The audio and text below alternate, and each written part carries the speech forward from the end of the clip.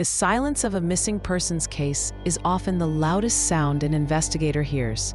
It's a void filled with unanswered questions, desperate hopes, and the chilling echo of what might have been. For Emily Cartwright, that silence was broken only by her own voice, left behind in two final messages. These weren't just any voicemails. One was a hurried call to her sister, a fleeting moment of concern. The other was directed to a man she believed she could trust, a man she thought she knew. In those brief digital recordings, Emily unknowingly left behind the breadcrumbs that would lead to the truth. Her last words, spoken into the void, held the key to her fate. They painted a picture of a night that began with expectation and ended in tragedy. This is the story of how a seemingly perfect connection turned into a deadly deception. This is the story of The Wrong Mr. Right. Emily Cartwright was a vibrant 29-year-old pediatric nurse, dedicated to her patients and her career. After a demanding year, she found herself seeking a new kind of connection, a distraction from the daily grind. She was ready for something different, something exciting. In February of 2025, Emily decided to explore the world of online dating. Like many others, she hoped to find companionship, perhaps even love, through the digital landscape. She created a profile, uploaded her photos, and began swiping. It wasn't long before she matched with Daniel Rivers. His profile was impeccable, his messages charming, and his attention unwavering. He seemed to embody everything Emily was looking for: kind, intelligent, and genuinely interested in her. He was, by all accounts, the perfect stranger. But Daniel Rivers was not who he claimed to be. His entire online persona was a carefully constructed illusion, a fabricated identity designed to lure unsuspecting women like Emily into his web. The evening of March 17th began like any other workday for Emily. She clocked out from her shift at the hospital at precisely 11:04 p.m., her mind likely on the plan she had made for later that night. She was looking forward to meeting Daniel. Her phone records showed her last known location, a ping near Bramble Road, a quiet residential area on the outskirts of town. It was a place she knew well, a route she often took. At 12:06 a.m., just over an hour after leaving work, Emily left a voicemail for her sister. Her voice was hurried, a little breathless, as she mentioned meeting Daniel and taking a shortcut. It was a casual remark, but one that would later become chillingly significant. The next morning, Emily's car was discovered abandoned. It sat on the side of the road, keys still in the ignition, a faint lipstick print on the steering wheel. The scene suggested a sudden departure, an unexpected stop.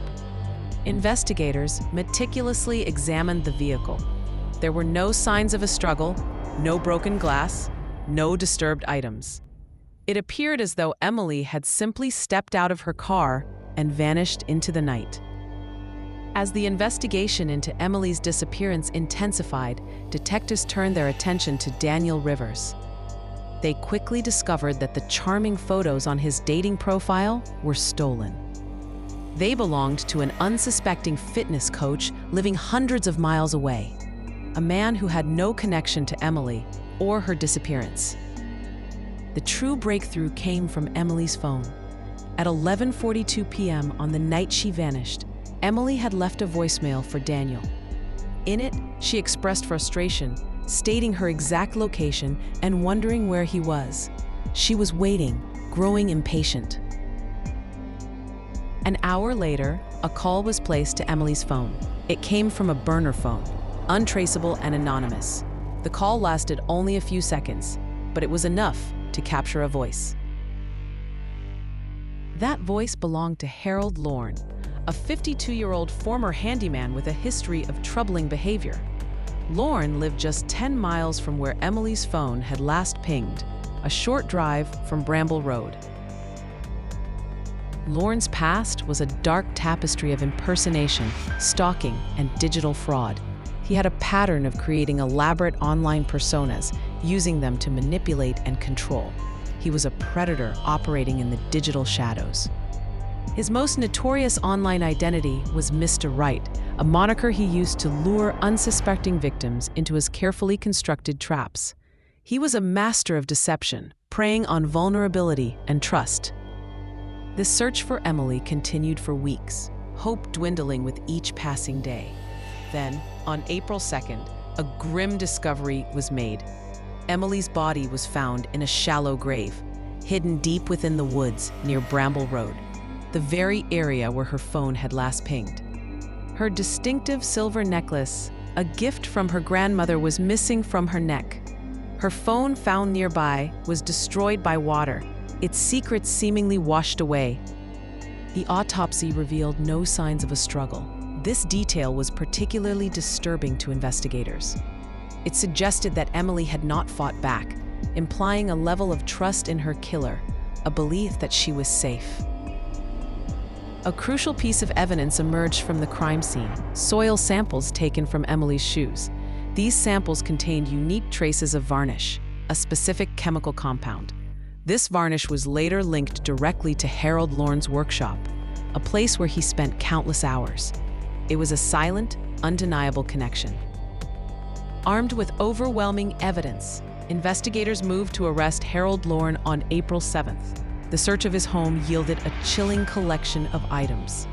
They found multiple burner phones, dozens of untraceable SIM cards, and a meticulously organized folder labeled Rivers. Inside that folder were printouts of Emily's dating profile, her social media posts, and even screenshots of their private conversations. And there, among his possessions, was Emily's missing silver necklace, a final, heartbreaking trophy. Confronted with the irrefutable evidence, Lorne remained largely silent. When pressed for an explanation, for any shred of remorse or reason, he offered only two chilling words. Two words that spoke volumes about his twisted perception of reality. She came. Emily Cartwright's final voicemail, a hurried message to her sister, was a testament to her trust, her belief in the man she was meeting. It was a casual remark that inadvertently provided the crucial timeline and context needed to solve her murder. Her last words, spoken in innocence, became the key to unlocking a dark truth. This case serves as a stark reminder of the insidious nature of online deception. The digital world, while offering connection, can also be a hunting ground for those who disguise their true intentions behind a facade of charm and attentiveness. The danger often doesn't announce itself with a warning. Instead, it wears the mask of Mr. Right, preying on our hopes and vulnerabilities. Emily Cartwright's story is a tragic testament to the fact that sometimes the most dangerous strangers are the ones we invite into our lives.